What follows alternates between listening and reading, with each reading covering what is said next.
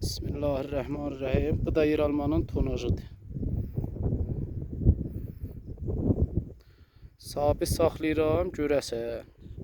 Maşallah tayın dibindədir. Bu bunun tonajıdır. Hacı Babək yer alma nə mənədadır? Panamora. Panamora. Maşallah. Rahat sən yox. Yəni Allah min bərəkət versin. Allah bunu verənə. Çox məmnunam. Maşallah olsun. Hektarı 50 tonu rədd eləyir. 60 ton. Feylən buracan 55 ton sətdir. Maşallah olsun. Bu da yer almanın rəngi, qalıbı. Bir dənə içində bu da talislərin fasilələrdir. 4 nəfər 300 tay yığır da. 4 nəfər 300 tay saat 2,5-da təhvil verilir. Maşallah, maşallah. Allah bərəkət versin Hacı Babək.